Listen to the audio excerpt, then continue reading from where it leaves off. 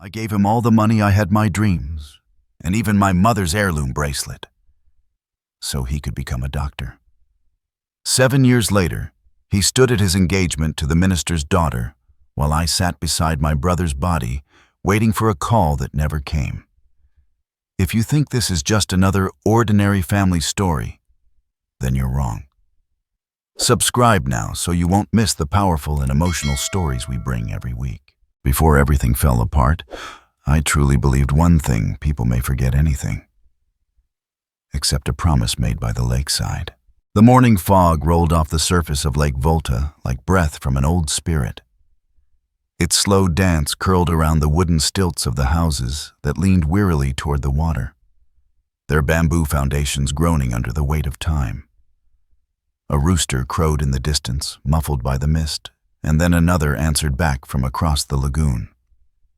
The village of Nyanfa stirred to life, not with fanfare, but with a rhythmic chorus of paddles meeting water nets unraveling and the low hum of women lighting fires. In this village, a place that seemed untouched by clocks, hope clung to people like their skins sun-scorched and resilient. Kwezi rose before dawn, as always. Her palms bore the quiet scars of 1,000 ropes, pulled 1,000 fish gutted. She tied her faded kente cloth tighter around her waist, the weave barely holding its color anymore, and stepped out barefoot into the chilled earth where dew coated the clay in silver. The scent of charcoal and fish guts wafted from nearby homes, but there was a different scent this morning. Change. She moved with purpose toward the lakeshore where her younger brother Ephraim still slept beneath the patched mosquito net she had sewn by hand. He was thin, too thin, his chest rising and falling with effort, even in sleep. His heart, she knew, was not strong, born with a murmur diagnosed too late, treated too little. There were moments silent and suffocating when she watched his frail chest and wondered if it would rise again. That fear followed her like a shadow. Kwezi crouched near the coals, warmed her hands, and stared across the wide, unbroken mirror of the lake. On the far side, hidden by the curtain of dawn, was the town of Yeji, with its hospital, its paved roads, its electricity that didn't flicker out at dusk. And further beyond, Accra, the capital, a place of possibilities, of promises, but not for her. She had once dreamed of being a doctor. She remembered the exact moment the dream was born, watching a health worker dressed in clean blue scrubs bend over a child writhing with malaria, his hand's calm voice steady. She remembered the hush that fell over the waiting room when the man walked in, and how in that single breath he became hope made flesh. "I want to be like that," she whispered to her mother that day. Her mother had smiled sadly and touched the girl's face. "Then you must fight for it harder than anyone, because this world will not make it easy for a girl like you." But fighting took more than fists. It took money. And so when her parents died within a year of each other, first, her father lost to the lake in a storm. Then her mother to an illness they couldn't afford to name. Kwezi didn't send in her university forms, though she had been accepted. Instead, she stayed. For Ephraim. For the memory of the ones who gave her their last breath. And for Jabari. He was already waiting by the edge of the dock. When she arrived, his suitcase at his side, a worn duffel bag with fraying straps and the initials JKA, stitched crudely into the corner. He had grown taller, broader in the shoulders, though still wiry like the boys who spent their lives casting nets and climbing coconut trees. His smile when he saw her split his face wide open. "You came," he said. "I always do," Kwezi answered. Jabari's face sobered. "I thought you'd be angry." "I am," she said, and her voice cracked a little before she managed to catch it. "But it doesn't matter." Silence fell between them, broken only by the gentle lap of waves beneath the dock. Somewhere in the reeds, a frog croaked once, then vanished. "I could stay," he said suddenly, "if you asked me to." Kwezi turned sharply, her eyes flashing. "Don't you dare." He looked startled. "You don't get to make this about me. You leave because you have to. Because this place needs someone like you to come back with answers. With skills. You promised you'd come back. I know, he said softly. I meant it. She studied his face. Jabari had been her closest friend since they were 5. The boy who gave her half his mango at lunch, who stood in front of her when bullies teased her about her mother's peeling skin. He was not perfect. He was impulsive, distracted, sometimes careless. But he was good. And more than that, he was her only living anchor to what had once been a whole family, a whole world. She reached into the folds of her wrapper and pulled out a small rusted tin. She held it out to him.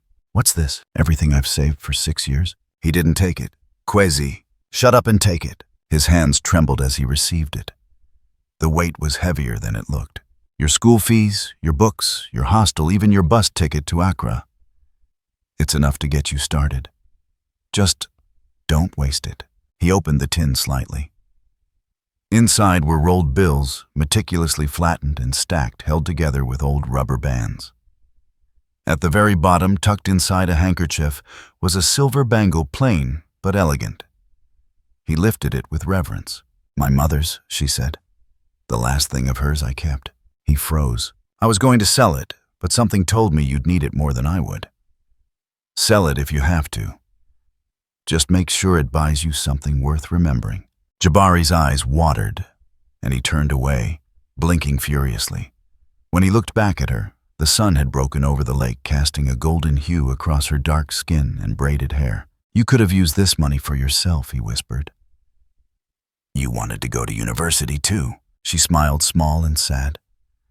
My time will come, but yours is now. He opened his mouth to argue, but she stepped closer, took his hand and said, Promise me something, Jabari. Anything. When you get there, when you wear that white coat and the world starts to call your name, don't forget where it all began. Don't forget this place. Don't forget me. He nodded solemnly. I'll come back, he said, voice steady now. When I become a doctor, I'll come back. For you, for this village, for Ephraim. I swear it on the gods of this lake. They stood like that for a long moment. Hands clasped, breath, mingling silence swelling between them like tide. Then, without warning, the horn of the ferry called out across the lake. Jabari picked up his bag. She helped him adjust the strap. They said nothing more. He stepped onto the boat, and she watched him go. Her feet rooted to the dock like the Baobab tree behind her, ancient, unmoving, full of memory. As the ferry drifted from shore, Jabari turned. He raised the bangle into the air, sunlight catching its curve, and she nodded. A silent covenant. When the boat disappeared beyond the mist, Kwezi turned back toward the village. The fog had begun to lift. A new day was beginning, and with it, a long wait. The first letter came 2 weeks after Jabari left. Kwezi had waited at the market all morning, pretending to haggle over tomatoes she couldn't afford, her eyes darting toward the incoming bus from Yeji. She didn't know exactly when it would come, or if it would come at all. But she waited. And then it did. The driver, a burly man with a cracked voice and a cigarette tucked behind his ear, stepped down with a bundle of parcels. Among them was a slim brown envelope with her name written in slanted ink. Miss Kwezi A. Badu, Nyanfa Village. Her fingers trembled as she opened it. Inside was a folded sheet covered front and back in Jabari's hurried scrawl. He told her everything, how Accra was noisy, crowded, bigger than anything he had imagined. How the campus was full of students who spoke fast, wore foreign shoes, and had never known what it was like to fall asleep to the creak of water lapping beneath your house. He ended it simply. I miss the lake.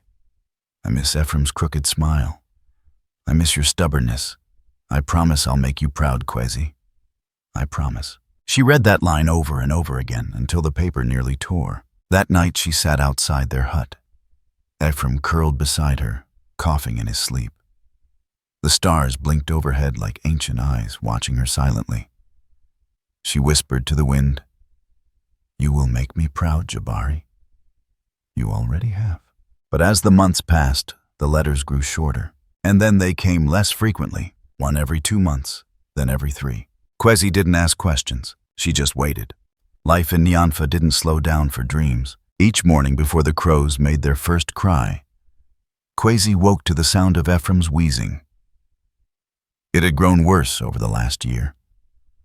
The village nurse, a kind woman named Auntie Rhoda, who had long ago given up on government supplies, told her he needed stronger medicine. Pills she didn't have. Pills that cost more than Kwezi made in a month. "You have to take him to Yeji Hospital," Rhoda had said. "With what bridge?" Kwezi asked bitterly. The old bridge, a narrow swaying rope and plank construct built decades earlier, had become dangerous even for goats. During the last flood season, one of the main cables had snapped. They patched it with braided wire and prayer. Still, every week, Kwezi crossed it to sell fish at the other side's trading post. Each time she held her breath. She tried everything. She cast nets with the men, cleaned fish for market women, even taught local children to read for a few pesewas per lesson. The village women admired her strength, but they also pitied her. "She had such bright eyes," one of them whispered once. "Now look at her. She wastes her youth on that sick child and a ghost boy in Accra," another murmured. They said it quietly, but not quietly enough. Kwezi heard. She kept her eyes down, but her spine straight. Every night she boiled leaves for Ephraim's tea, crushed herbs against a wooden mortar until her wrists ached. When he coughed blood one evening, she bit her lips so hard, she bled too. She never cried in front of him. Instead, when he slept, she walked to the edge of the village, to the broken bridge, and sat there. Just sat. Watching the black water flow, swallowing stars, wondering if hope had a limit. Wondering what it meant to believe in someone so hard you'd bet your future on them. And still she waited. It wasn't that Jabari forgot. He was just changing. His last letter had been kind, but vague. "Things are moving fast here, Kwezi. I'm trying to keep up. Classes are hard. I met a professor who says he might help me get an internship at a private clinic, maybe even get paid. I'll send something soon. I promise. Give Ephraim my love." No money came. Ephraim's condition worsened. Still, Kwezi folded the letter carefully, placed it beside the others under her mattress, and said nothing. She didn't blame Jabari, not yet. One late afternoon, while Kwezi scrubbed a boat's hull near the lake edge, her neighbor Amma stopped by. "You still haven't married?" Amma asked, balancing a basket of cassava on her head. Kwezi said nothing. "You should consider Kwabena. He asked about you again." Kwezi looked up, eyes sharp. "He drinks." Amma shrugged, "but he has a canoe. That's more than most." Amma walked away before Kwezi could answer. The truth was, many young men in the village had asked for her hand. Some out of admiration, others out of desperation. A hard-working woman was worth more than land these days. But Kwezi had said no to all. Not because of Jabari, but because her hands were too full already. A man would just be another mouth to feed. Weeks passed. The rains returned. With them came mildew and the smell of rot. One evening, as thunder cracked across the sky and the lanterns in their home flickered, Ephraim clutched his chest and gasped for air. Kwezi panicked. She wrapped him in her shawl, ran through the storm to Rhoda's hut. They used the last of the old medicine. Rhoda's hands shook as she worked. "You have to get him to a hospital," she said again. "No more delays." Kwezi nodded, soaked and barefoot heart, thundering louder than the rain. That night she wrote a letter. Her handwriting was messy from the storm, the ink blotched, but her words were clear. "Jabari, I need your help.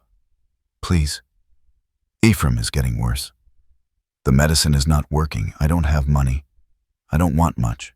Just enough to take him to Yeji. If you can't come, send something. Anything. I believe in you. I still do."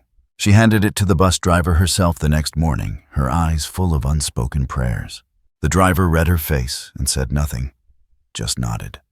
At the broken bridge, Kwezi stopped on her way back and stared across it. The planks swayed in the morning wind. Several had fallen through completely. From her perch, she could see the line of trees on the other side, hazy with mist. Beyond them, the road to Yeji. Beyond that, Accra. She closed her eyes and remembered Jabari's promise. "I'll come back, for you, for this village, I swear it." She whispered back to the ghost of that moment, "I'm still waiting." A week passed. No reply. No money. Only silence. Her foster parents, the elderly couple who had taken her in after her mother died, began to grow concerned. "You should let Ephraim go," her foster father said quietly one night.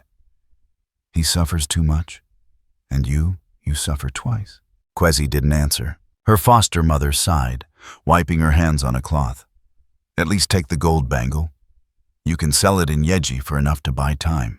Kwezi shook her head. "That was Ma's. And Ephraim is your brother," the old woman snapped. "What is the point of memory if it costs you the present?" Kwezi stood up, her voice cold steel. "I will not bury my mother's gift to save my guilt. I will save my brother. And I will do it without forgetting who I am." The old woman blinked, then nodded slowly. There was something unbreakable in that girl, and even time hadn't chipped it away. Late one night, as Ephraim slept in a pool of sweat, Kwezi sat outside their hut, watching fireflies blink between banana leaves. She clutched a fraying photograph her Jabari and Ephraim taken the week before Jabari left. They were laughing. Her mother had braided her hair the night before. Jabari's shirt had holes in it. Ephraim's teeth were crooked. The photo was bent at the corners. So was she, bent but not broken. Across the way, the bridge groaned again in the wind. She turned toward it, eyes wet. That bridge, half there, half gone, was more than wood and wire. It was her heart suspended over darkness, waiting for someone to cross back. She folded the photo, tucked it inside her skirt, and whispered, "Tomorrow I try again." And she would. Because sometimes belief is all that's left. And belief, even when bruised, even when threadbare, still glows in the dark. The first time Jabari saw the skyline of Accra from the window of a rusting trotro, it looked like the edge of another world. Glass towers glittered like obelisks under the sun, and the wide roads buzzed with cars that moved too fast and too smooth for someone who had spent his life walking barefoot over fishing nets and sand. The smell in the air was different. Not fish and mud, but metal diesel perfume and power. He inhaled it deeply. It smelled like arrival. 7 years later, he was no longer looking up at the skyline. He was part of it. The plaque on his office door read, "Dr. Jabari K.A. Mante, General Medicine and Preventative Health." The title still made his heart tighten, not with disbelief, but with a kind of private triumph. Every letter etched into that brass plate had cost something: sleepless nights, exams that blurred his vision, weekends spent assisting surgeons at the teaching hospital for free, just for exposure. But the real price had been paid by someone else, and that he had learned was easier to forget if you just didn't look back. His office overlooked East Legan, one of the most expensive neighborhoods in Accra. Outside the window, palms swayed beside a boutique cafe where socialites in imported sunglasses picked at avocado toast. In the room behind him, sleek leather chairs, a teak desk, and a framed award for Young Health Professional of the Year gleamed under soft lighting. He had made it. People now called him the Doctor from the Docks, a moniker born from a Ghanaian lifestyle magazine that had run a feature about him 6 months ago. Glossy pages showing Jabari in a tailored navy blue suit standing on the footbridge outside the teaching hospital. Arms folded jaw tight, eyes full of promise. But there had been no mention of Nyanfa, no mention of Kwezi, no mention of the girl who sold her future so he could buy his.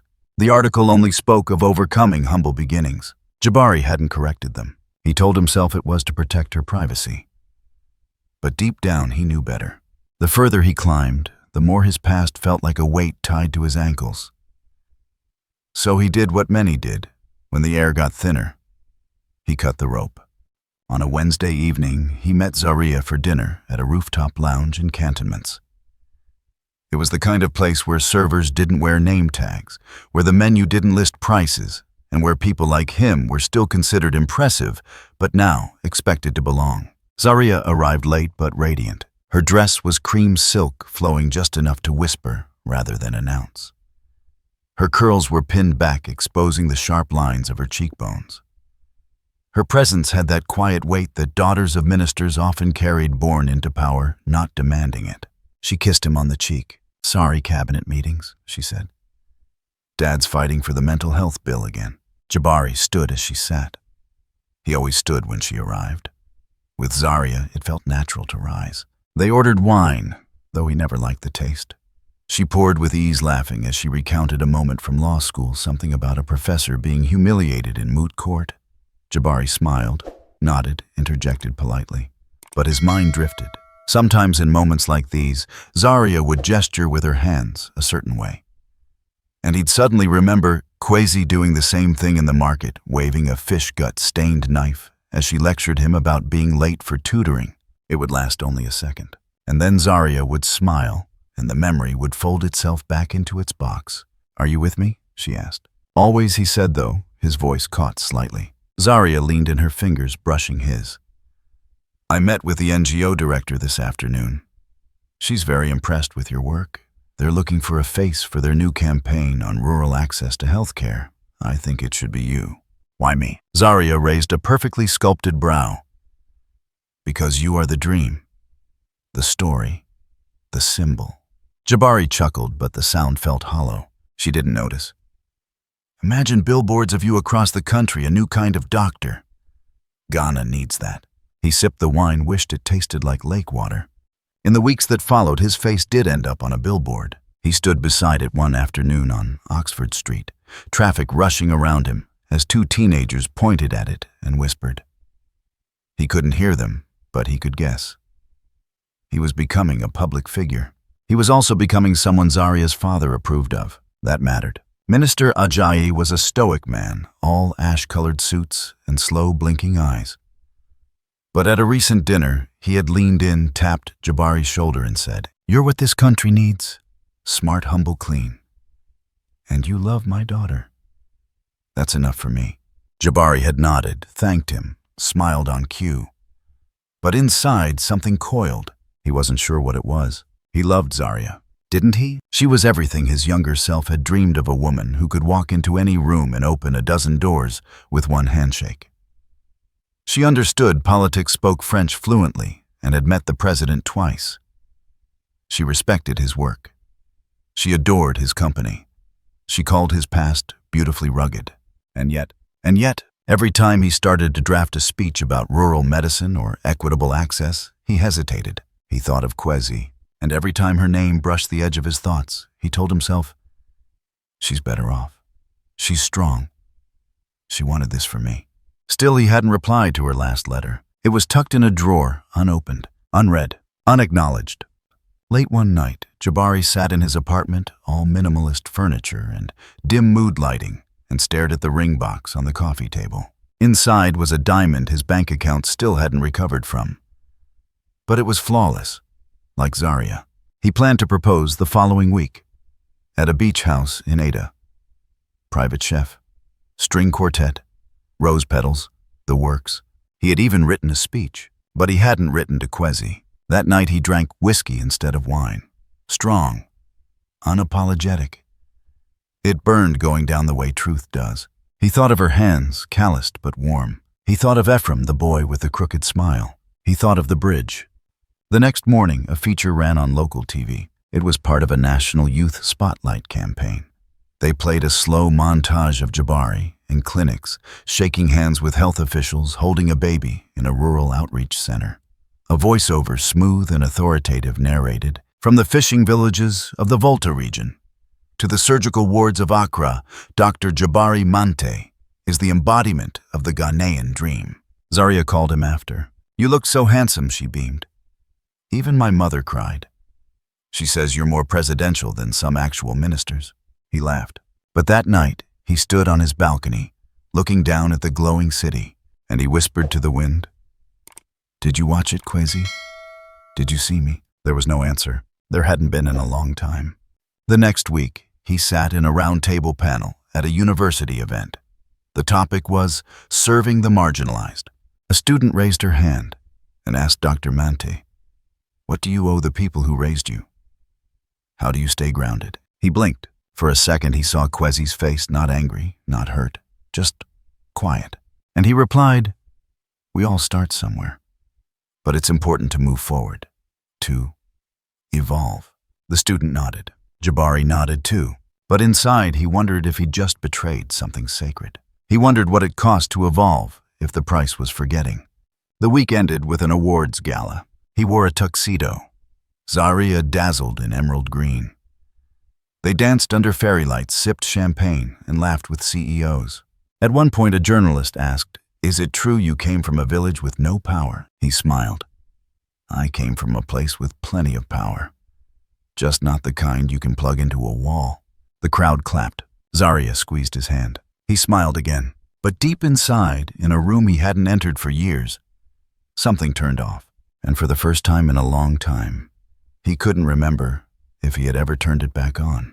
The rains came hard that year, not the timid kind that teased the earth with scattered droplets, but the brutal, unrelenting kind that turned footpaths into rivers and roofs into percussion instruments. For days, the sky over Nyanfa had been a swollen bruise, thunder rolling through the hills like ancestral warnings. When the storm finally broke, it did so with vengeance. Water fell in sheets, slapping down on tin flooding basins, rising at the foot of doorways. The lake swelled, bloated with the tears of the sky, and swallowed its banks without apology. It swallowed nets, canoes, fences, and eventually it swallowed the bridge. The rope bridge that connected Nyanfa to the outside world had stood for over 30 years, barely. Made of thick vines, wooden planks, and the prayers of the old men who built it, it swung between two cliffs with a stubbornness that mocked modern engineering. Locals called it the thread of the ancestors, and now it was gone. Kwezi heard the snapping before she saw it, a great wet cracking sound that silenced even the wind. She dropped the pot of water in her hands and sprinted through the flooded path, mud sucking at her ankles. When she reached the clearing near the edge of the village, a crowd had already gathered. There was no need for words.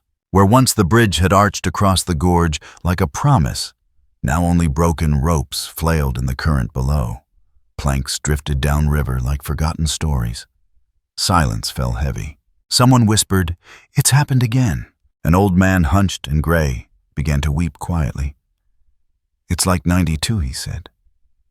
The spirits are angry." Kwezi said nothing. Her fists clenched at her sides. Rain soaked her hair, ran down her spine, pooled at her feet. But inside, all she felt was heat. She turned and ran. That night, the coughing started again. Ephraim, her brother, tossed and turned on the mat, his skin hot to the touch, his breaths coming in wheezing bursts like a bellows near its breaking point. "Kwezi," he rasped. "I can't feel my legs." She touched his forehead. "Burning. No, not tonight." She ran to the corner where she kept her medicine stash. A carved wooden box beneath a cracked mirror. Inside, half a strip of antibiotics, expired malaria pills, 2 sachets of paracetamol, a dried root she couldn't remember the name of. Nothing that could stop what was coming. Ephraim clutched his chest, his eyes wide with terror. "It's like knives. Inside me." She gathered him into her arms, all bone and sweat, and rocked him as if he were still 5 years old. "Shh. I've got you. You'll be fine. You'll be fine. But she was lying. They needed to get him to Yeji now. But the bridge was gone. By dawn, she had made a decision. The radio, her last valuable possession gifted by her mother during a better season, was old, but it still worked on clear nights. It carried the world into her hut, one static smeared broadcast at a time. She had loved it more than she loved some people. Now she wrapped it in a cloth and walked to the market. The trader she approached narrowed her eyes. "This is vintage. It works. I'll give you 30 cedis. It's worth 80. Then you keep it. 50, 40. Done." She took the money and didn't look back. Didn't allow herself the luxury of grief. From there she went to the lakefront and found Kojo Mensah, an aging fisherman whose canoe looked as battered as his smile. "I need to get to Yeji." He squinted. "Now?" "Yes. You know what the water's like after a storm. I don't care." She pulled the money from her pocket. "I'm not asking for permission. I'm buying a ride." He looked at the bills, then at her. Then with a sigh that came from some ancient place, he nodded. "We leave in 1 hour. Bring no more than a bag." She turned to go. "And bring your God," he added. "If you still believe in one." The village watched her pack like they were watching a funeral. Old Ma Tutu shook her head. "She'll drown, just like her father." "She should let the boy go," another muttered. "She's not God." But Kwezi didn't hear them. Or didn't care.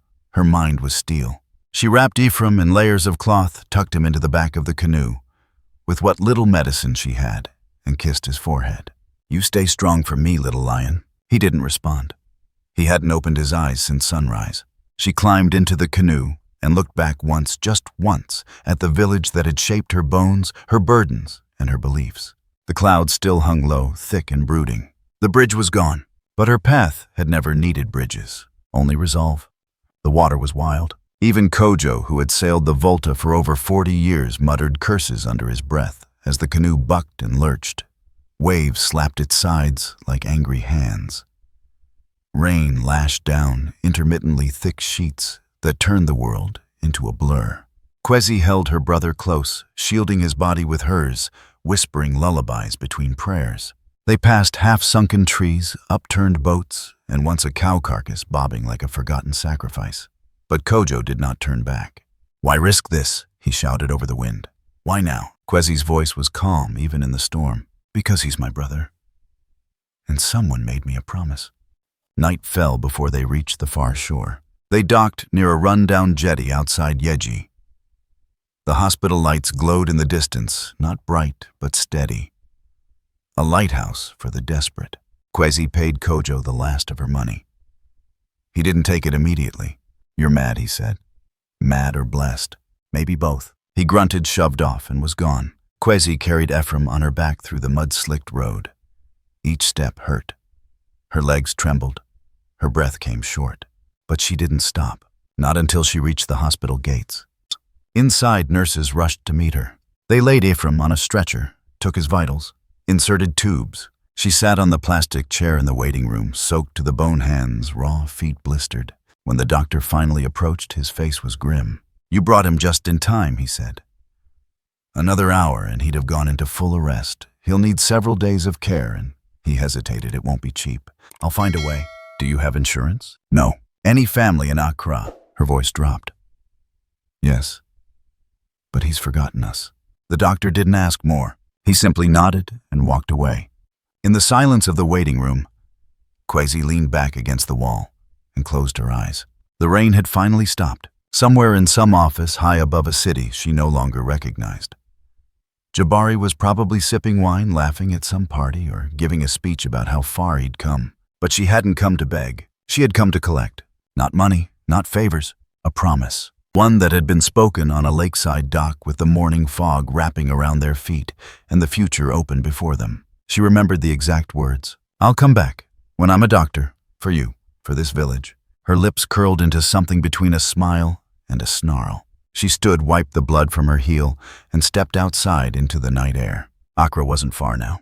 And if Jabari had forgotten how to cross bridges, she'd build one out of fury and walk it barefoot. It was noon when Kwezi stood in front of the Obengaje Memorial Hospital in Accra, a towering structure of mirrored glass, polished marble, and authority. The kind of place where whispers turned into protocol, where patients wore bracelets with barcodes, and time moved not with the sun, but with schedules on digital monitors. She didn't belong here. The guards at the gate had hesitated when they saw her soaked from the rain the night before, mud still crusted at the hem of her wrapper sandals worn to a thread. Her hair was damp, eyes sunken from sleeplessness, lips cracked. But she held out the referral letter from Yeji Hospital with trembling fingers, and something in her face, some fire behind the exhaustion, made them wave her through without a word. Inside, the air smelled sterile, too clean, like a place where struggle was not allowed to linger. Kwezi clutched the thin folder against her chest. Ephraim's blood results, X-rays, the final diagnosis. She didn't understand most of the words, but she knew one thing: if he didn't get the surgery in the next 3 weeks, he would die. Her only option was here, him, Jabari. She didn't ask for directions. She had memorized his department from an old article Zaria had posted online. Chief Resident General Internal Medicine. His office was on the 5th floor. She stepped into the elevator and pressed the button. When the doors opened, she almost didn't step out. The hallway stretched in both directions, wide, and lined with pale oak panels, artwork on the walls, and soft piped-in music humming from somewhere she couldn't see. It felt like a hotel, not a hospital. Every staff member she passed wore name badges, scrubs, pressed coats. No one made eye contact. Until she saw him. Jabari stood across the hallway, speaking to a tall woman in a navy pantsuit. He looked different now, older, sharper. His jawline was more defined, his hair neatly faded. He wore a pale blue shirt under his white coat sleeves rolled up to his elbows. He was laughing softly, relaxed, radiant, the man the world now admired. And then his eyes found her. For a second time, stopped. His laugh died in his throat. The words froze. The easy charm drained from his face. She saw the recognition, the panic, the shame. He excused himself quickly, turning to walk toward her, his steps slow but steady, like approaching a ghost he hoped wasn't real. "Kwezi," he said. She didn't speak. She couldn't. Her voice was buried beneath the pain and the silence of years. He looked around. "What? What are you doing here?" Still, she said nothing. "Are you all right? Did something happen?" She extended the folder. Her hands shook as she did. "Ephraim." He hesitated, then took it. Opened it. Scanned the papers with the clinical detachment of someone who had read 1,000 worse things. Then his face changed. "This is serious," he murmured. She nodded. "They said he has 3 weeks." He nodded again, still not looking at her. "The surgery is expensive." "I know." A pause. One breath, then another. "I'm not sure I can help right now," he said. Kwezi blinked. "What?" He stepped back, rubbing the back of his neck. "It's complicated. I have commitments, financial obligations. I'm involved in a major research project.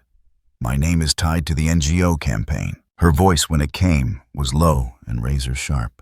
"So you can't help the boy you promised to protect, the one I stayed behind for." He flinched. "Kwezi," he said softer now, as if volume could cover cowardice you don't understand. "I have people relying on me now. Bigger responsibilities. If I make the wrong move, everything I've built," she stepped closer. "Everything you built started with me." His mouth opened, then closed. Silence stretched between them tight as wire. And then came another voice, softer, melodic. "Jabari, Zaria." She stood a few feet behind him, elegant as always, in a beige blazer and gold earrings. She smiled, hesitated when she saw Kwezi. "Hi," she said politely. Jabari turned quickly. "Zaria, this is someone from my village?" Kwezi didn't look at her. She couldn't. Not now. "I'll be downstairs," Zaria said, her smile dimming as she walked away. But her eyes lingered confused, alert. Kwezi turned back to Jabari. "So that's how it is." "It's not what you think," he mumbled. "I think you made a promise, and now you want to pretend it never happened." She snatched the folder from his hand, her fingers brushing his cold skin against warm regret. "I begged you," she said. "I crossed rivers for you. I gave up everything. And now my brother's dying, and you talk to me about research grants." Tears stung the corners of her eyes, but she wouldn't let them fall. "Don't worry," she added, stepping back. "You can keep your reputation." And then she turned and walked. She didn't look back. He didn't call after her. But she sat on the steps outside the hospital for hours. Rain came in short bursts, the kind that drizzled without warning, like tears falling from a patient who didn't want to be heard. She pulled her wrapper tighter around her shoulders. The fabric clung to her like grief. In her lap lay the folder, now damp at the edges. Her fingers had curled around it like it was a baby, the only thing she had left to hold. People passed her without stopping. Some glanced, most ignored her. To them, she was just another girl with tired eyes and too many hopes. Somewhere in the hallway above Jabari was probably finishing rounds, giving orders, adjusting cufflinks before his next meeting. She was a ghost now, not dead, just no longer visible. She leaned her head against the wall, eyes fluttering closed. For a while, she dreamed she was 10 again, sitting on the dock with her feet in the lake, Jabari beside her arguing about who could run faster. Her mother's voice calling from the hut. Ephraim chasing crabs. The dream dissolved when a drop of rain slid down her temple and reminded her she was still breathing. She didn't want to be. Not in this world. Not like this. Security came sometime after midnight. They asked her to leave. She didn't argue. She walked through the dark city streets, the streetlights flickering the traffic thin and restless. She had nowhere to go. No money. No plan. But she had something else, not faith, not even anger anymore. Just the echo of a promise made on a lakeside years ago, and the knowledge that no matter how far people climb, the ground is always waiting. She was that ground now, and Jabari had just stepped off the edge. The rain hadn't let up. By morning it had washed the city clean, or so it seemed on the surface. Beneath the glistening pavements and shining windshields, Accra stirred with secrets like silt kicked up beneath calm water. Zaria sat on the edge of her mother's living room couch legs, crossed a porcelain teacup untouched in her hand. She hadn't slept much. Her phone was face down on the coffee table, but her thoughts were louder than any vibration it might emit. She had seen the look on Jabari's face yesterday when that girl, the one from the hospital steps, showed up. That wasn't confusion. It was recognition. And it wasn't just familiarity. It was guilt. The smile he offered after had been too polished, too smooth. Zaria had been raised by a minister after all. She'd been around enough liars to smell performance from a mile away. She replayed the scene over and over again in her mind, the awkward shuffle in his step, the way he introduced Kwezi without using her name, calling her someone from my village, like she was an afterthought, like she didn't belong in his story. But Zaria had seen the way Kwezi looked at him. And more disturbingly, she had seen the way Jabari looked away. Zaria wasn't the kind of woman to chase shadows. She was the kind that pulled them into the light. So she made a call, not to a friend, not to her father, to her investigator. His name was Malik, and he operated in the gray parts of the city, those alleys between truth and silence, where most secrets were stored. She didn't tell him much. I want everything you can find on a girl named Kwezi. First name only, from the Volta region, and anything that connects her to Jabari. There was a pause on the line. Ex-girlfriend. Just do it, she said. Of course, Malik replied. I'll have something in 48 hours. He delivered in 24. Zaria spread the contents of the manila folder across her desk. Photocopies of money transfer receipts, old letters, a scanned image of a photograph, two teenagers standing at the edge of a lake, their feet dangling off a wooden dock. The girl had her head tilted back mid-laugh. Jabari was beside her, holding a mangled fish and grinning like an idiot. It was the most unguarded she had ever seen him. There were 5 letters, all dated between Jabari's first and second year of medical school. All signed with the same name at the bottom, Kwezi Badu. Zaria read them in silence. They weren't love letters. They were lifelines. The fish haven't come in much this season, but I managed to sell 3 baskets for extra CDs. I know it's not much, but it should help with books. Ephraim's fever broke today. He misses you. So do I, in the quiet ways that still feel like noise. It's okay that you didn't write back. I understand. You're busy. But I still believe in you. I always will. Zaria pressed her fingers against her lips, steadying herself. Then she picked up her keys. Jabari wasn't expecting her. He opened the door, shirtless, a towel slung across his shoulder, and the sound of Afro jazz playing low in the background. He smiled instinctively. That smile faltered the second he saw her expression. Zaria, he said. What's? She stepped inside without waiting for an invitation. Close the door. He obeyed. She dropped the folder on his dining table. Its contents slid out slightly like wounds opening under pressure. His face paled. Where did you get this? I asked the right questions. He stood still, lips parted, eyes darting from the photo to the letters to her face. I can explain. Then do it. He hesitated. Zaria waited. No blinking, no mercy. Jabari reached for the back of a chair but didn't sit. She helped me when I had nothing. Kwezi. She believed in me when no one else did. Zaria folded her arms. Why didn't you tell me? I didn't want to burden you with my past. That's not the truth, she said sharply. You didn't want me to know that the image you sell, this clean-cut, self-made savior of the people, is built on someone else's sacrifice. He flinched. She gave you money, Zaria continued. She stayed behind and worked herself to the bone while you rose through the ranks. She sent you hope while you sent her silence. It wasn't like that. She was outside the hospital yesterday, Jabari, she said, voice trembling now. And you looked through her, like she was nothing. She caught me off guard. She looked like she was drowning. He turned away, walked toward the kitchen counter, rested his palms on the granite surface. I didn't ask her to sacrifice anything. But you accepted it. I thought I could repay her. Zaria's voice dropped to a whisper. With what silent shame? A life she'll never get back. He looked at her, now truly looked, and for a brief moment the mask slipped. He was afraid, not of being caught, but of being seen. She walked to the table and picked up the photograph. She matters, Zaria said, holding it up. You look happy in this. Happier than I've ever seen you. He didn't answer. Zaria nodded slowly. I thought I knew you, she whispered. I thought we were building something together. But now I don't know if you love me or if you just love the version of yourself that comes with me. That struck. He stepped forward. I love you. I do. But do you love me, she asked. Or do you love who you are when I'm beside you? The doctor with the minister's daughter, the campaign star. The man who looks good on posters, his mouth opened then closed. No words came. Zaria looked at the letters one last time. Then she gathered them carefully, respectfully, and slid them back into the envelope. She didn't deserve this, she said. And with that, she turned and walked out the door, leaving the smell of her perfume, the weight of her disappointment, and the echo of her footsteps trailing like judgment behind her. Jabari stood alone, staring at the folder. For the first time in years, he didn't feel successful. He felt found out, and that was worse. The streets just beyond the last Trotro stop in East Adenta weren't on any tourist map.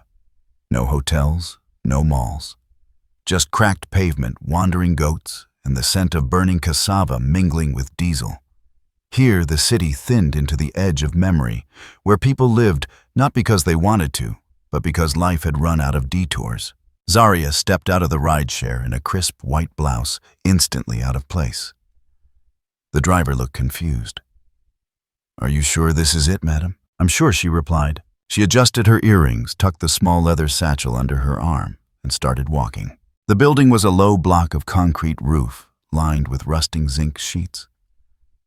Children played football with a deflated ball nearby, their laughter echoing off crumbling walls. A woman selling fried yam under a faded umbrella looked up as Zaria passed, eyes narrowing in curiosity. It didn't take long to find her. Room 6. The only door with a folded hospital notice wedged into the hinges. Zaria knocked. No answer. She knocked again, louder this time. The door creaked open slightly. A face peered through the gap, half hidden by shadows and the weight of too many sleepless nights. Kwezi. For a moment neither spoke. Zaria cleared her throat. I'm not here to fight. Kwezi didn't move. Then why are you here? Zaria raised the satchel slightly. To return what was never mine to keep. Kwezi opened the door wider. The room was small, the kind of place designed not for living, but for surviving. A mattress lay against one wall, thin and sunken at the center. A basin of water sat in the corner, half filled. The air carried the faint scent of disinfectant and boiled rice. There were 2 chairs, one missing a leg and propped up with bricks. A threadbare cloth served as a curtain over the only window. Kwezi stepped aside. You can sit if you don't mind imbalance. Zaria didn't sit. She took in the room, the stacked hospital documents, a spoon drying on the windowsill, a cracked phone charging from a shared extension cord. Then her eyes landed on the small photo taped to the wall. Jabari and Kwezi at the lake, younger, freer. He never mentioned me, did he? Kwezi asked suddenly. Zaria shook her head. No, not once. Silence fell. The weight of years stretched between them. Women on opposite ends of a promise neither had made, but both had inherited. Zaria finally placed the satchel on the table. There's 50,000 CDs in there. In cash. Kwezi blinked. What? It was my dowry. My mother had it prepared for the wedding. She swallowed. I'm not marrying him. Kwezi said nothing. Zaria looked at her, something raw and almost broken in her gaze. You don't know me. You don't owe me trust. But I came because I saw you that day. On the hospital steps. You looked like someone drowning in plain sight. And I walked away. Kwezi exhaled slowly, but her eyes never wavered. You were never the enemy. No. But I was complicit in his forgetting. Zaria opened the satchel, showed her the bundles neatly tied in paper bands. This isn't pity. It's not payment. It's what's needed. Kwezi stared at the money, her expression unreadable. You don't have to forgive him, Zarya said, her voice shaking now. But please, save your brother. Kwezi walked to the table, picked up one of the bundles. She turned it over in her hand, like someone holding something too sacred to touch barehanded. Then quietly she placed it back. I don't need love, she said. I need life. For him. Zarya blinked rapidly, the tears finally rising. I know. I don't want thanks either. I'm not here for gratitude. I'm here because the girl I saw that day reminded me of who I used to be. Before privilege made me comfortable. Kwezi looked up. Then let's not waste time being sentimental. A faint smile tugged at Zarya's lips, not joy, not relief. Something closer to respect. She closed the satchel and pushed it forward. There's a specialist surgeon flying in from South Africa tomorrow. Private clinic. I've already made the call. They're expecting you. Kwezi finally sat, her knees buckling, as if only now allowed to feel how tired she was. He won't know what you did, she said. Zarya shook her head. He doesn't need to. Kwezi stared at her. Why walk away? Most women would fight to keep a man like Jabari. Zarya hesitated. Because I realized I was fighting to keep a mirror. And I don't want to love someone who forgets the people who built him. Kwezi leaned back, eyes tracing the ceiling cracks. He used to be different. So did we all. They sat in silence. One born of exhaustion, one born of release. As Zarya stood to leave, she reached into her pocket and placed a small gold necklace on the table. My grandmother's. She wore it during the war. Said it reminded her not to forget where she came from. Kwezi didn't touch it, but her eyes softened. At the door, Zarya turned. He may never understand what he lost, but that doesn't mean we have to carry the weight of his forgetting. Kwezi nodded. I never needed him to remember me. I just needed someone to remember that my life mattered. Zarya stepped into the sunlight, and for the first time in days, Kwezi felt something warm bloom in her chest, not hope. Not yet, but the beginning of something close. Not every rescue needs to come from a man. Sometimes it takes a woman to build the bridge a man burned.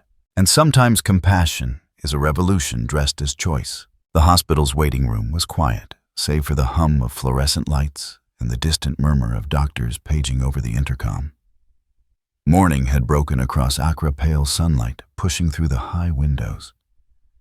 But inside, time moved slower, measured not by minutes, but by heartbeats. Kwezi sat motionless on a plastic chair, her back straight, despite the ache in her spine, eyes fixed on the steel doors of the operating theater. She had been sitting there for 5 hours. She hadn't eaten, hadn't prayed, hadn't blinked much. All she did was breathe, as if every inhale might somehow help carry her brother's life forward. The money was spent, every cedi of it. The surgeon from South Africa had arrived just as Zarya promised. A tall gentleman named Dr. Rian DeVos, whose eyes were the color of the Atlantic and whose hands were as steady as carved wood. He'd reviewed Ephraim's case, nodded once, and said, There's a window. Small, but we'll take it. And now Kwezi waited for that window to stay open. When the doors finally swung open, the nurse looked for her immediately. She stood feet unsteady. He's alive, the nurse said with a smile. And the surgery was successful. Alive. The word struck her like thunder and light at once. She gasped, not from disbelief, but from the realization that she had been holding her breath for days. Her knees buckled and the nurse reached out instinctively, steadying her. He's sleeping now, she added. You can see him soon. Kwezi sank back onto the chair, hands shaking. Not crying, not smiling, just breathing. That in itself felt like a miracle. 3 days later, Ephraim opened his eyes fully and asked for porridge. Kwezi nearly laughed. It was the first time in years his voice had sounded so clean, not torn by wheezes or ragged coughs. He was weak, of course, but he was there.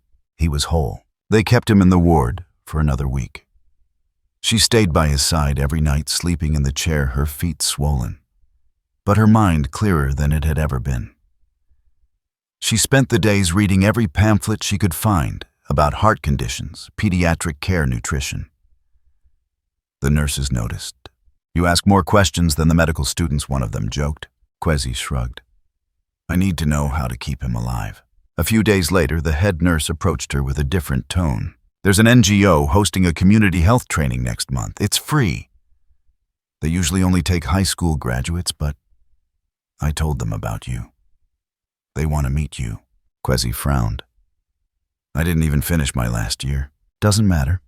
You've already passed the hardest test, survival." The orientation was held in a church compound in Cape Coast. Kwezi arrived wearing borrowed trousers, a notepad in one hand, and Ephraim's recent hospital file in the other, just in case. She didn't know what to expect. She'd never sat in a formal class before. But when the trainer, a woman named Lucia, asked for introductions, Kwezi stood without hesitation. "My name is Kwezi Amabadu," she said. "I'm from Nyanfa. My brother nearly died because no one in our village knew what was wrong with him. I want to make sure that never happens to someone else." The room was silent. Then someone clapped. Lucia smiled. "Welcome, Kwezi. We're lucky to have you." The training was intense. 2 months of lectures, workshops, field visits. They learned about sanitation, malaria, prevention, maternal health vaccination schedules. Kwezi soaked it all up like dry earth meeting the rain. But what truly changed her came one afternoon during a module on mobile health outreach. Lucia rolled out a blueprint on the table, a converted van equipped with basic diagnostic tools, a medicine cabinet, portable exam, bed generator, and solar panels. "This," Lucia said, "is how we go where hospitals don't." Kwezi stared at the blueprint like it was a map to a new future. "How much does one of these cost?" Lucia laughed. "More than most of us can afford. But NGOs sometimes donate the shell. What matters more is the person behind the wheel." That night, Kwezi didn't sleep. She sketched plans in her notebook. Thought about her village. Thought about the bridge that had fallen and how maybe this van, this dream could become a bridge of its own. By the time she returned to Accra, she had a plan. It took 6 months. She begged, borrowed, pitched, prayed. Lucia helped connect her with an old donor who had retired to Kumasi. A widower who believed in second chances. He didn't offer her cash, but he did offer her an old delivery van rusting silent and sun-bleached. "It doesn't run," he warned. Kwezi touched the hood, saw not a van, but a seed. "I'll make it move." She hired a mechanic with half the fee, and the other half promised later. She cleaned the van herself, painted it in the evenings with leftover enamel, one brushstroke at a time. Pale blue, soft and trustworthy. She called in every favor she had earned during training. Got a nurse friend to donate gloves. Bought expired supplies from clinics that were closing. Printed her own referral forms. Used her brother's tablet to record patient logs. And when the van finally started coughing at first, then roaring to life, she stood in front of it with her hand on the hood and whispered, "Matilda," her mother's name. The woman who had once sewn her first school uniform from fish netting. The woman who had died with a smile and a fever whispering, "Never let this world make you small." Now Kwezi stood tall beside a van named after her, and she was anything but small. Her first mission was to the next village downriver, Beposo, a place even the district nurses rarely visited. She arrived unannounced, parked Matilda under a neem tree, and opened the side doors. It didn't take long. Children wandered over first, then mothers, then the chief himself. She diagnosed malaria, referred a boy with a hernia to the district hospital, treated wounds, and gave her last packet of antibiotics to a girl with a festering leg wound. When she left that evening, a woman pressed a cassava bundle into her hand. "We don't have much," she said. "But you've already given more." Kwezi nodded. "This isn't charity. It's what we all deserve." In the following months, word spread. Matilda became a familiar sight along the lake's edge, sometimes covered in dust, sometimes stuck in mud, but always returning. Kwezi recruited 2 young women from her training to join her, one nurse, one midwife. They became known as the moving clinic. Everywhere they went, people said the same thing. "We thought you had to be rich to see a doctor." Kwezi would always reply, "You just have to matter." Back in Accra, she applied for grants, small ones, the kind with lots of paperwork and little reward. But she kept applying, kept writing, kept showing up. At night, she sat beside Ephraim, now healthier than ever, as he pored over science books. "I want to be a doctor like you," he said once. "I'm not a doctor," she replied. He looked up. "You are to me." One afternoon, while reorganizing the medical kit, Kwezi found an old letter folded inside her notebook. It was from Jabari, one of the early ones. She read it quietly. I miss the lake. I miss your stubbornness. I promise I'll make you proud. She didn't cry. She didn't smile. She folded it back and tucked it away. Then she stepped outside, looked at the van, the paint still flaking the tires, dusty, the words Matilda Mobile Health stenciled on the back window, and whispered, "You did, but I did too." Because healing doesn't always come from the ones we expect. Sometimes we become the healer, even if no one ever comes back. It began with a headline, quiet at first. Ministry investigating plagiarism in rural health report, tied to Dr. Jabari Mante. Jabari had barely finished his morning coffee when the message came through. A colleague forwarded the link, no subject, just the words, "You need to see this." He clicked. His name was there, bold and in black, alongside phrases like source manipulation, ethics review, and possible suspension. At first his mind rejected it. A mistake, a smear, someone else's scandal. It had to be. But it wasn't. The report, a flagship paper tied to an international aid project on rural health access, had lifted whole paragraphs from older WHO reports, reworded just enough to escape scrutiny. Or so he thought. A volunteer data intern, keen and underpaid, had noticed uncanny similarities during a university workshop. By noon, his phone wouldn't stop buzzing. By nightfall, it was no longer a whisper. It was wildfire. Dr. Disgrace, Char's stolen success. Whose sacrifice built you? Social media feasted. Screenshots of his awards, clips of his interviews, side-by-side comparisons of the stolen text. But the most viral post was not about plagiarism. It was a photo, grainy, zoomed in. Him in his white coat at Obengajai Hospital, and in the background, unnoticed until now, a woman seated alone on the steps. Kwezi. The caption read, "He became a doctor." She waited in the rain. Guess who paid the price? Thousands of shares. Comments full of rage, betrayal. Some of it fabricated, most of it devastatingly true. Jabari didn't leave his apartment for 3 days. Calls from his sponsors stopped. Zaria didn't call at all. When he finally reached her, the line rang and rang until it turned cold and lifeless. Her father issued a public statement. "We do not condone any breach of academic integrity or exploitation of public trust." Zaria moved out 2 days later, left no note, just silence and the echo of what could have been. The hospital administration summoned him, a panel, formal and sterile. 2 lawyers, a peer review officer, and a representative from the Ministry of Health. He wore his best suit. It didn't help. We've reviewed the material. The evidence of misconduct is irrefutable, the chairwoman said, voice as dry as chalk. I wasn't the only one who wrote the report, but you were the one who signed your name to it. The face of the project. The face of the campaign. He was suspended indefinitely. His medical license placed under regulatory review. The word hung in the air like a noose. Indefinitely. The apartment that once felt palatial now felt suffocating. His awards had lost their gleam. The air inside smelled of stale coffee, unopened windows, and something else, regret. He called former classmates. Few answered. The ones who did spoke carefully, like they were talking to someone contagious. He paced at night, slept on the couch, ate nothing but cereal and anxiety. And then one morning, he opened the fridge and stared into its dim, humming emptiness. That was the moment, not the headlines, not Zaria leaving, not even the suspension. It was the quiet hum of an empty fridge in a kitchen full of expensive silence. That's when he packed his bag. Nyanfa hadn't changed, not in the ways he hoped. The bus dropped him off on the same cracked road, the same dust stirring behind its wheels as it pulled away. The air here was different, heavier, tinged with smoke and waterweed. The lake shimmered under the midday sun as if it didn't know how to stop being beautiful. Jabari walked through the village with his duffel bag slung over one shoulder. Sweat already soaking into his shirt.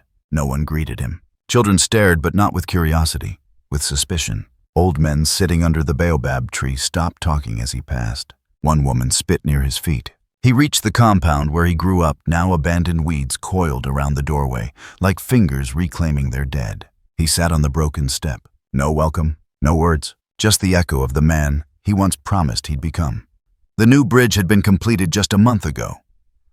Sturdy wood reinforced with steel rods and handrails. Foreign engineers and NGOs had made it a project of pride. There was even a small plaque at the base, funded by Community Alliance for Rural Mobility. Jabari crossed it slowly, 1 foot at a time, hands on the rails. Each step reminded him how many years he had spent building bridges in the city between wealth and policy, between medicine and media. While this one, the one that truly mattered, had crumbled behind him. At the center of the bridge, he stopped. Below, the river flowed silently. He imagined himself standing here years ago, full of hope, full of hunger, full of someone else's dreams. Now there was nothing to fill him but shame.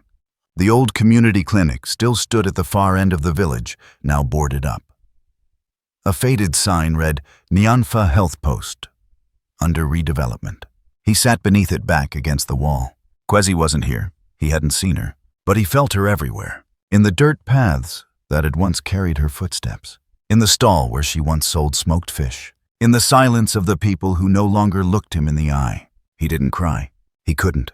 There was a point when guilt went so deep, it numbed even the capacity for tears. He lay on the bench outside the clinic that night, watching stars he hadn't seen in years. Here they were clearer. Closer. One fell. He didn't make a wish. Wishes were for people who still believed they deserved miracles. The next morning, he woke to the sound of children laughing. He blinked at the sky, sat up slowly, joints aching from the night air. Across the square, a group of kids crowded around something blue and boxy, a van parked beneath the neem tree.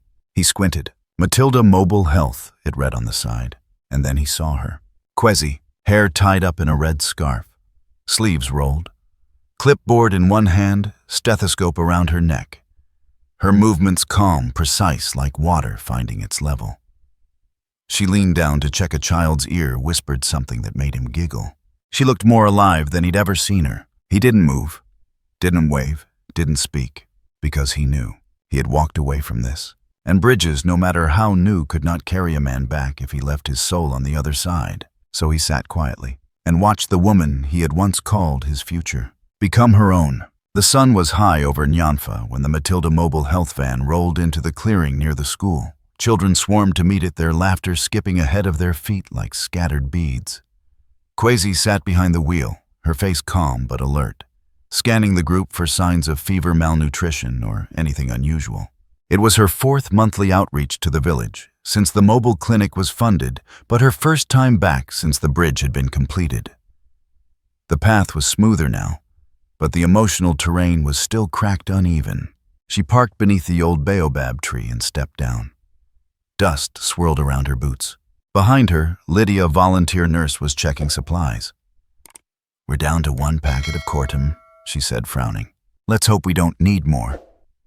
Kwezi replied, though something in her chest twisted. 10 minutes into triage, a boy tugged her sleeve. "Auntie Kwezi," he whispered. "There's a man under the old mango tree. I think he's sick. Bad sick." She turned.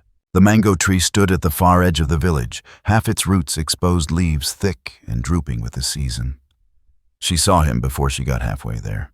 Jabari. He was hunched over, legs stretched out in front of him, back pressed against the trunk. His shirt was soaked through with sweat clinging to his frame, which had grown gaunt and hollow. His face was gray around the edges, eyes glazed and sunken. He looked like a ghost caught between 2 realms. Her steps slowed. He looked up, squinting against the sunlight. "Kwezi."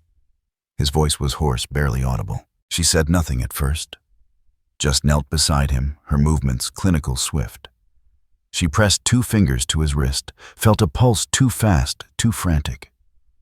She touched his forehead, burning. "You're burning up." He nodded, weakly, lids fluttering. "Fever for how many days?" 3, maybe 4. "Vomiting." He nodded again.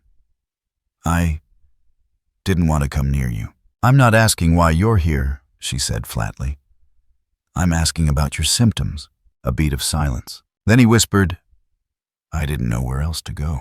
She pulled a thermometer from her bag and slid it beneath his tongue. 39.9 degrees. "Malaria." "Advanced." She stood. "Lydia." The nurse came running. Kwezi issued instructions quickly.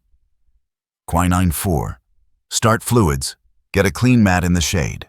They carried him gently like a broken relic and laid him on a mat near the van. Children gathered in silence, but Kwezi waved them away. "Give him space." She sat by his side, gloves on, preparing the line for his drip. Jabari was shaking now, muscles twitching with fever tremors. "I'm sorry," he said suddenly, "for everything. Stay still. I don't expect forgiveness." "You're not here for that," she said. "You're here for treatment." He laughed, or tried to. It came out as a dry croak. "I'm a hypocrite," he muttered. "You're a patient." His eyes turned toward her, glassy. "I destroyed everything. The career, the reputation. Zarya. You." Kwezi didn't flinch. She focused on the drip, adjusting the flow. "None of that changes your diagnosis." His lips trembled.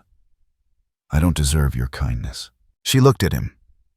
Then not as the man who left, not as the man who betrayed, but as the man lying fevered and broken under the tree he used to climb as a boy. "No," she said, "you don't." He blinked. "But medicine," she continued, "isn't about deserving. It's about duty." His breath caught. But why? After all of it. She reached for a cool cloth and placed it gently against his forehead. "Because I swore an oath," she said. "Not to you, not even to the hospital, but to every person who shows up with a body that needs healing, you included." Jabari's eyes welled up. "Kwezi, don't say my name like it means something to you now." She interrupted, voice steady. "You lost the right to say it with weight." He turned his face away. "I thought success would make me whole," he whispered. But it just made the emptiness louder. "You can stop talking now," she said. "The quinine's kicking in. Rest." He didn't reply. His eyes drifted shut.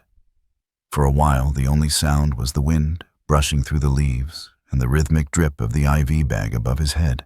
Kwezi watched him sleep. She remembered the boy who used to chase her down the shore with wet feet and promises. The boy who once said, "We'll change the world, you and I." Now he lay here trembling with fever, his world already collapsed. She didn't feel victorious. She didn't feel vengeful. She just felt tired. Hours passed. The fever broke by dusk. He woke confused, staring up at the changing sky. She handed him water. He drank slowly. "Where am I?" "Where you started." He nodded, eyes full of something brittle. "Is this forgiveness?" "No." His face fell. She continued. "This is grace, a temporary kind. The kind that keeps you breathing until you decide who you want to be next." He nodded again, too weak to argue. She rose, dusting her hands on her jeans. "I'll check on you tomorrow. Try not to die in the night. You've done enough damage." And with that, she walked away. But just before she disappeared behind the doors of the van, she turned. "You were right about one thing," she said, voice drifting back to him. He looked up. "What?" "Doctors aren't perfect," she said. "But the good ones. They learn how to heal what they once broke." Then she disappeared into the night, and Jabari, alone beneath the tree, finally cried. Not for Kwezi, not even for himself, but for the first time in his life. He cried for everyone he had failed, and somewhere in that ache, the healing began. The morning sun spilled golden light across the village square, warming the red earth, the rooftops, the new bridge, and the people who had gathered dressed in bright fabrics and woven beads to witness something that was more than just celebration. It was a homecoming, a resurrection, a quiet revolution. Jabari stood at the edge of the Matilda mobile health van. His sleeves rolled to the elbows, sweat darkening the collar of his modest shirt. He was holding a clipboard, not as a doctor, but as an assistant, noting down weights and symptoms, passing equipment, translating instructions for the elders who still preferred to speak Yue. He moved humbly, quietly, eyes low, voice soft. Kwezi hadn't introduced him to anyone. She hadn't needed to. The village knew exactly who he was, but they also knew what he was doing now, and that mattered more. He had shown up every day since his recovery. Not with grand apologies or plans, but with work. He swept the van, carried supplies, sat through lectures Kwezi led for local teens, asked questions, made notes. He was learning again, from the beginning, the right way. And though the stairs had been cold at first, they had softened little by little, the way water softens stone over time. Forgiveness didn't come all at once, but it came, and Jabari didn't ask for it. He earned it. Kwezi had become something else entirely. She wasn't just a health worker anymore. She was a symbol. Stories of her mobile clinic had traveled far, not by TV crews or newspapers, but by word of mouth. From mother to midwife, from teacher to student, from healer to healed.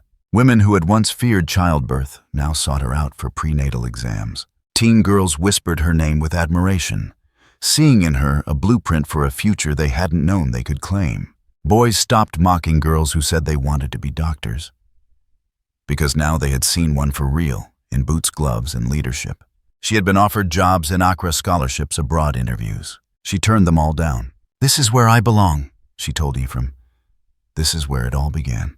Ephraim was taller now, his shoulders broader, his face sharper. But the biggest change was in his eyes, once clouded with illness, now bright with purpose. He had just been accepted into the University of Ghana Medical School. Kwezi had read the acceptance letter 3 times before the words sank in. "You did it?" she whispered. Ephraim grinned. "No, we did." At the village celebration that followed, he stood beside her under the Baobab tree and held up his admission notice. "For years my sister carried me," he said to the crowd. "Today I carry our dream forward." The applause was thunderous. Some people cried. Jabari watched from the back, his hands clapping softly, pride and humility tangled in his chest. He hadn't said much to Ephraim since returning. But that night, as the boy packed his bag for school, Jabari approached him. "I was never the man your sister thought I could be," he said. Ephraim looked at him. "Maybe not then. But you're on your way now." They shook hands. No more needed to be said. Then came the day of the bridge's grand reopening. This time it wasn't just a government ribbon cutting. It was an Ashanti festival. Drummers arrived from Kumawu. Women danced in circular rhythms, hips swaying hands, casting invisible spells of blessing. Men painted in ancestral symbols poured libations at the base of the new support beams. Children wore crowns of leaves. Elders wore white. At the center stood the bridge wider, stronger, lined with handrails and stone inlays, bearing the symbols of unity and endurance. It didn't just connect 2 riverbanks anymore. It connected then and now, memory and future. Kwezi was called to speak. She walked to the microphone, wearing a simple white smock, her mother's necklace gleaming at her throat. Her hair was tied up, but a few strands had escaped dancing in the breeze, like whispers from the past. She looked over the crowd, then at the bridge, then back. "I was once a girl who stood on this bank," she began, voice steady, watching the waters rage beneath a broken bridge.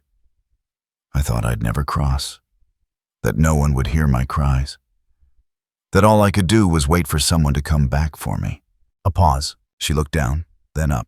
"But sometimes the person you're waiting for is the person you have to become." Murmurs rippled through the crowd. "My brother once faced death because a bridge fell. Today he crosses it to become a doctor. This isn't just wood and steel.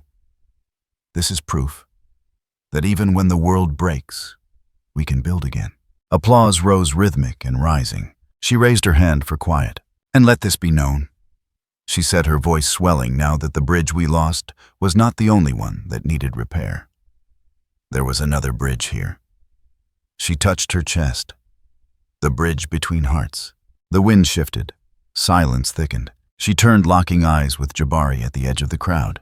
"That bridge too has begun to mend. Not with perfect stones, but with honest hands." She smiled. "The bridge once broke. But the heart, when true, can be rebuilt." She stepped back.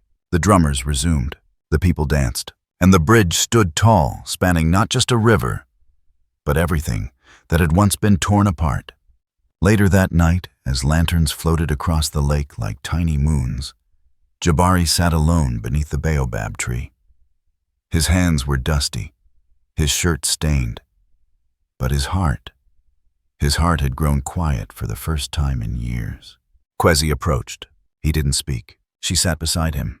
They looked out across the water. "You did well today," he said. She didn't respond right away. "Then so did you," he exhaled. "You didn't have to let me back in." "I didn't," she said. "But the village did." He nodded. "I'll keep earning it." She looked at him. "Not for me, for them, for yourself." A long silence passed. Then Kwezi said, almost like a prayer, "The bridge broke once. But if the heart remains sincere, even that can be rebuilt." And with that, she stood, nodded, and walked away into the light of a village reborn. Behind her, Jabari remained still, not chasing, not clinging, just sitting, mending. And as lanterns floated overhead and drums faded into night, it became clear to everyone in Nyanfa, and maybe even to the spirits listening from beyond, that something had ended. But something far greater had just begun.